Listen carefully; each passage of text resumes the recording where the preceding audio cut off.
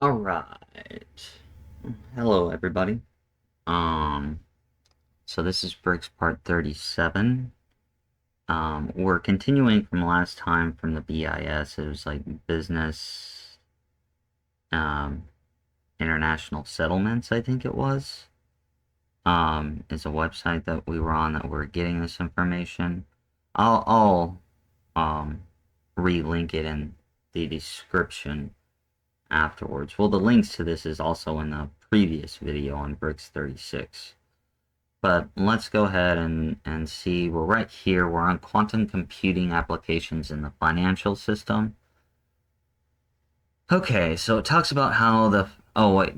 Before I go further into this, um, the purpose of this video, or the purposes of these Brics videos, all has to do with the research. And the research is about understanding Brics and the direction that the future is going. Um, I just woke up today and already see things about the power in Europe falling out. Well, if you go watch the Brics video where I talk about the scenarios, um, hold on, I was putting this on people's X accounts today. Okay, it's you want to go to Brics Part 4. It's in there. If you go to Brics Part 4, you'll see it's titled Brics Part 4 Great Depression 2026 to 2035 Economic Warfare World War III. I I've I've went over all this with you people.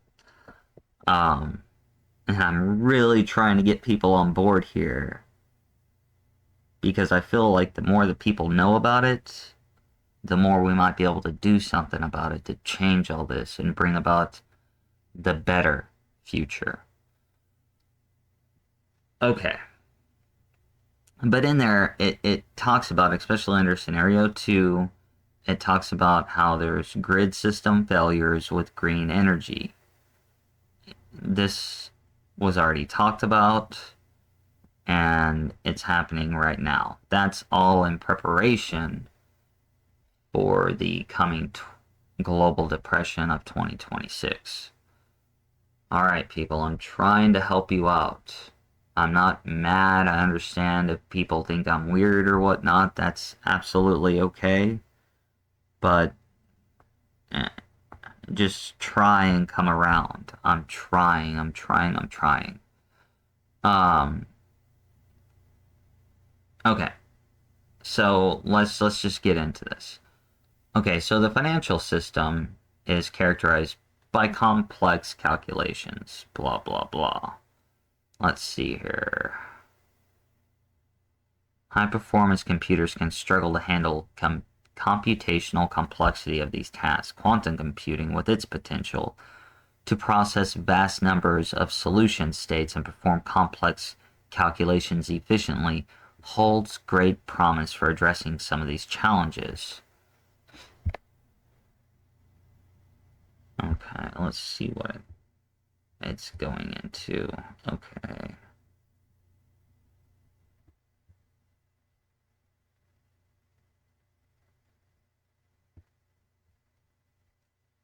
Okay, so that graph illustrates the broad range of quantum computing applications in finance.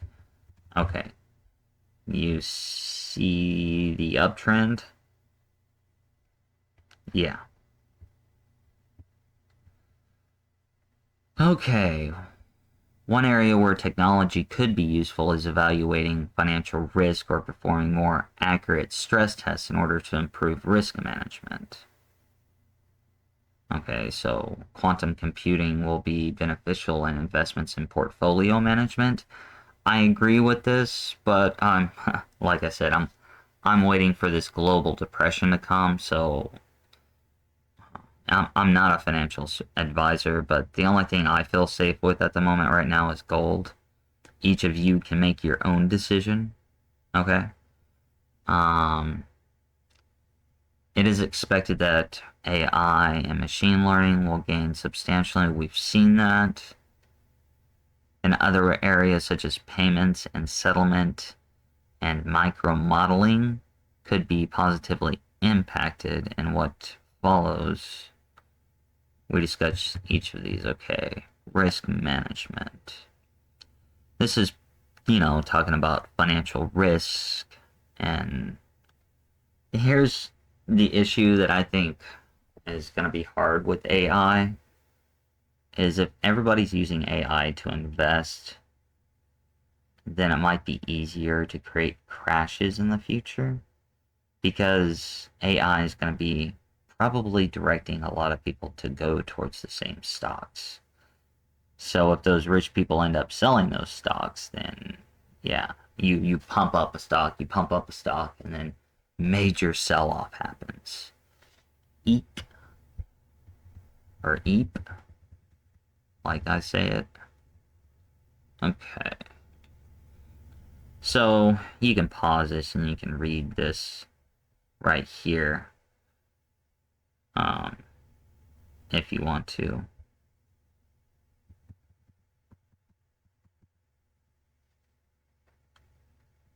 Okay, once more, we're talking about the whole thing with quantum computers and AI evaluating risk management and all that, which is it's going on right now. That's already happening. And I agree that it could be improved, but, there's also caution that you got to think about, just like I said before.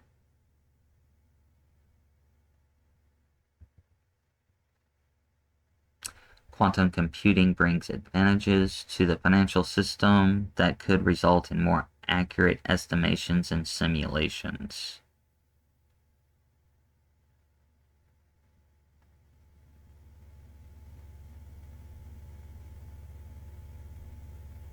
And yeah, I mean, it definitely can be definitely good for forecasting and definitely better than a regular computer right now. Okay. This is going over the investment portfolio. I think we've kind of already talked about this. Okay, okay.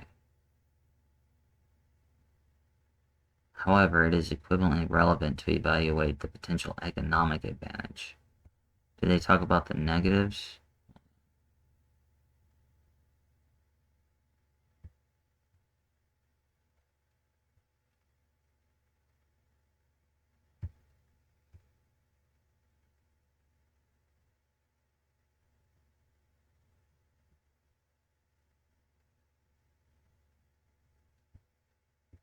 Payment and settlements.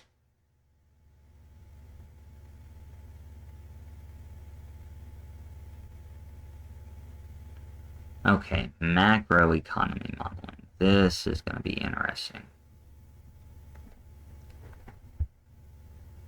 Okay, which provide a representation of the evaluation of economic factors over time.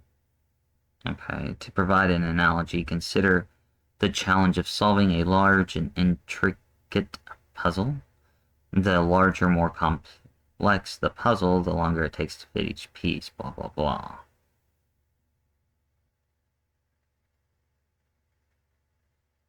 Okay, come on, important information, people. Okay, the authors implemented a well-known economic model. You might want to research this, people. Namely, the real business cycle, the RBC. Okay. Okay, so it said solved the RBC model in 3% of the computation time of a traditional computer would take. That's very, very interesting.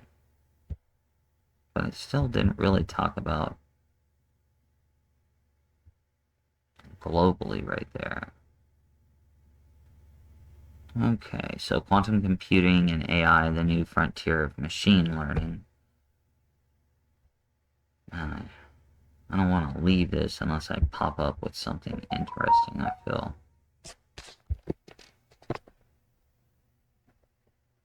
Okay, here it's talking about AI integrating with quantum computing.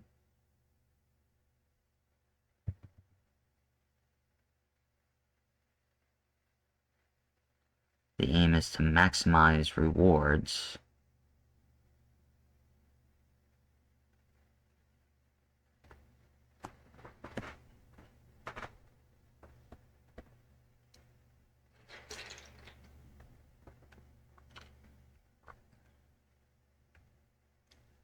Okay, they provided empirical evidence of a quantum speedup in a reinforcement learning task, underscoring the potential of quantum algorithms to enhance reinforcement learning. Deep learning, a subset of machine learning techniques, represents another area where quantum computing may enhance computational efficiency and thereby increase the capabilities of AI. Okay. Each node acts as an artificial neuron, forming connections with others through assigned weights and thresholds. The term deep refers to the network's multiple layers. Despite its widespread success, deep learning faces challenges related to memory and time efficiency. I bet this has to do with how many qubits are available. That's why you need the million to a trillion.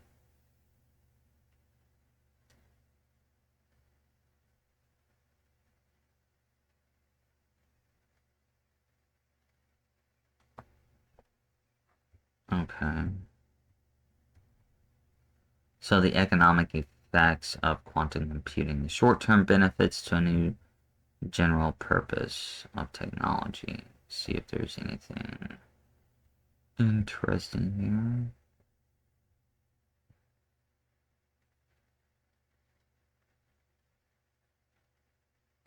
So we're talking about an algorithmic change.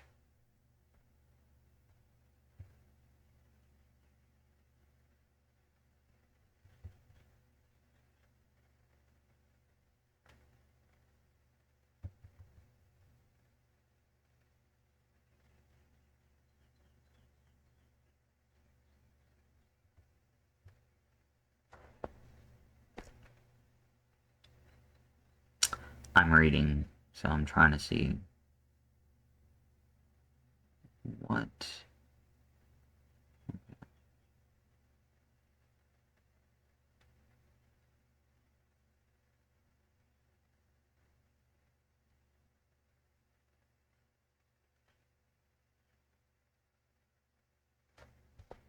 Come on.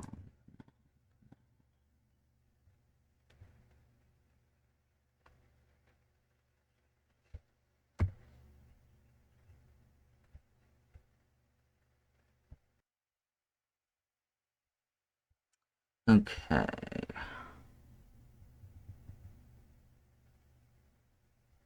Okay, one case in point is a shift in steam engines to electrical power. Okay, oh, it's talking about the potential of upgrading things, basically. Um, okay, the long implications of quantum computing can also be transformative. And I agree it can be if we do things right.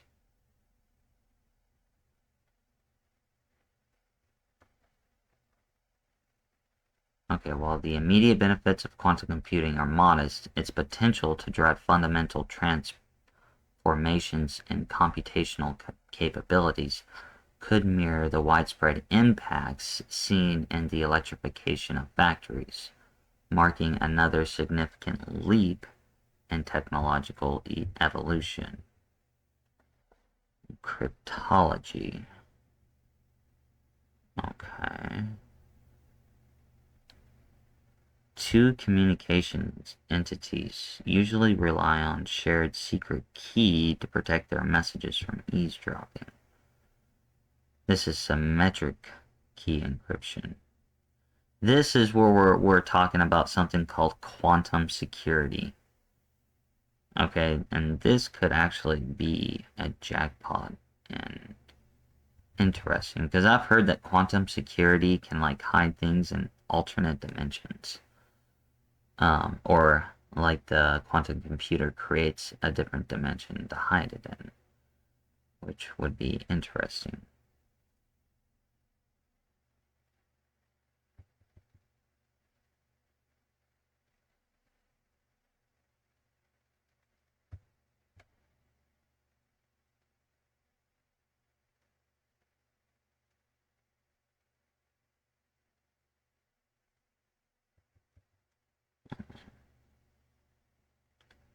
Still reading there.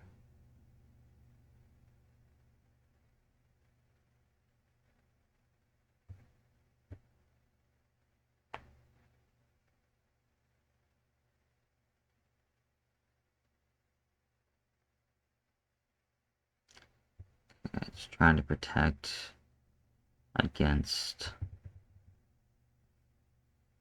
hackers.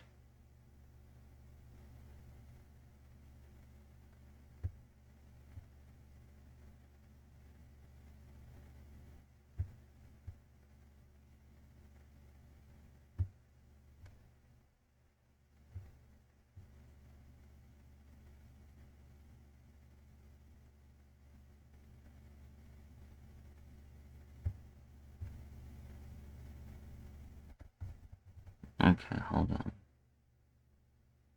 In theory, there are algorithms that can break cryptography and find out the secret key, but with sufficiently large keys, this would require prohibitively large computation time, even for the largest supercomputers. Hence, conventional cryptography is generally considered sufficiently secure for today's needs.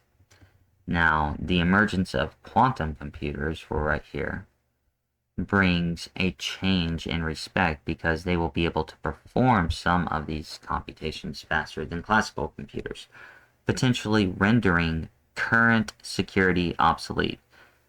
Yes, we're talking about blockchain, people. The problem impacts asymmetrical key cryptography more than symmetric key schemes.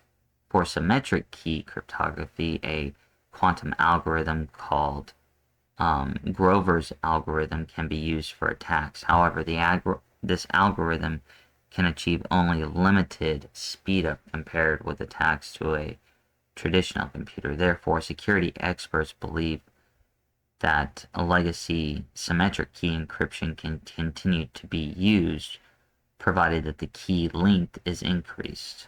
Okay, hold on.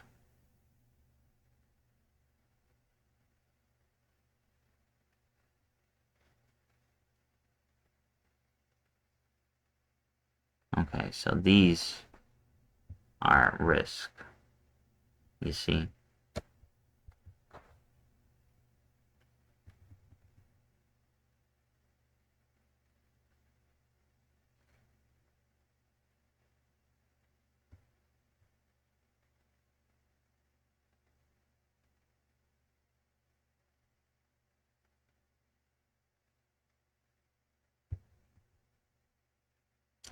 Okay, so quantum computers able to hack today's cryptography schemes has a profound impact on the security of financial systems. In other words, the most vulnerable areas are online banking and mobile banking, payment transactions, business-to-business privacy, virtual private network communications. I'm trying to tell you, VPN people, they're not safe, and they're actually spying on you too. If you want an actual security connection, just plug whatever device you're using straight into your router. I think it's like the Ether cord.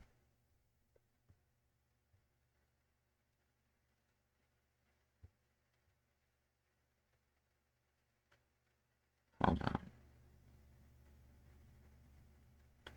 Okay, so researchers are developing new cryptographic algorithms designed to be resistant to quantum computers.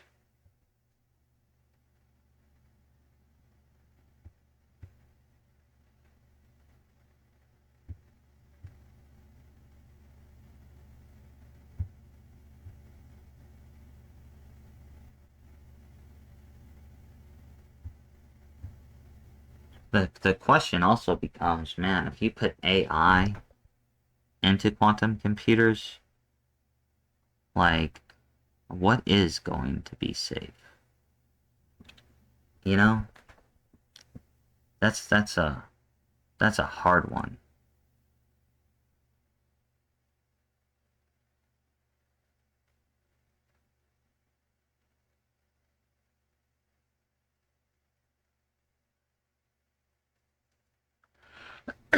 Yeah, this is Bank for International Settlements.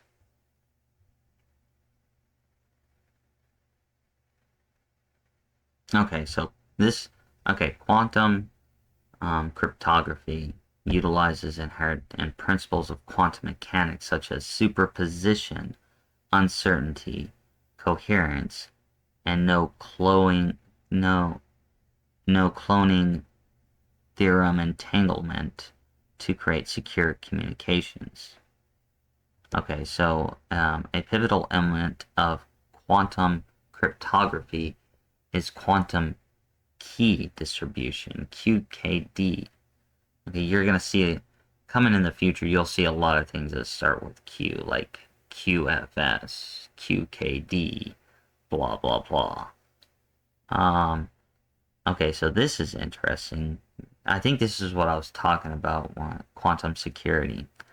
Quantum key distribution, which is based on quantum properties of particles, typically photons. This enables the parties of the communication channel to obtain a shared secret key with the assurance that any interception attempts will be detected.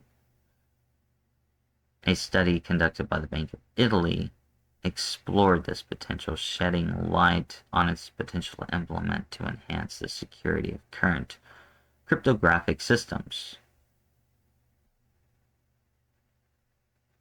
Okay.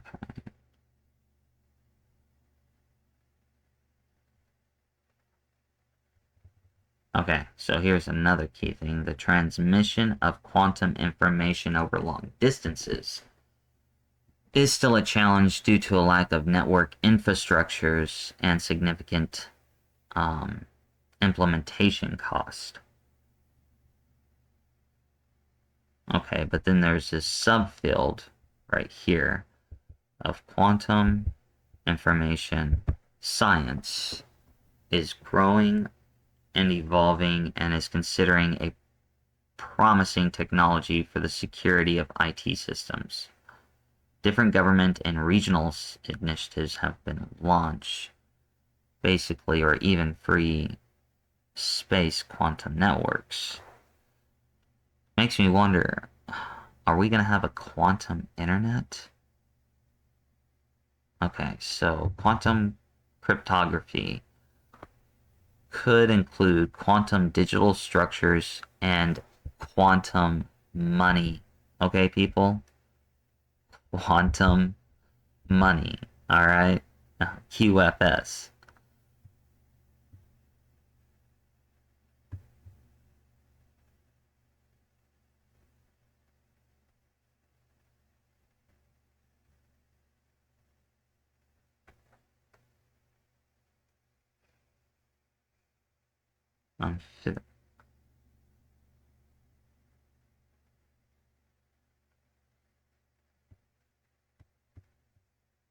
Okay, so see if you get anything from that. Okay, so you know what? We're going to stop right here for today. I think I hit something big right there on the, well, so we're going to go to, we'll be on 6 implications on the financial system stability. which I think that might be interesting. But the main thing that we brought out today was definitely quantum security. Definitely how it uses photons. Right? Typically photons. Interesting. Like I'm trying to tell you guys, like, things are really about to change. Like, we are on the cusp of, say, in 5 or 10 years, looking back at this time and being like, oh, look at that, we lived like cavemen.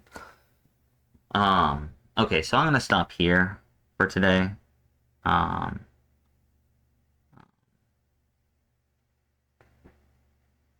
So I will see you guys next Monday, and we'll be getting into more of this stuff. Why, hello there, your favorite jester. I hope you enjoyed Brics Part 37. And if you want to know direction, which way the future is going, then I do suggest you watch the Jester and his Brics videos. Anyway, y'all have a good one. Everything is all about your choice. And I'll see you next week.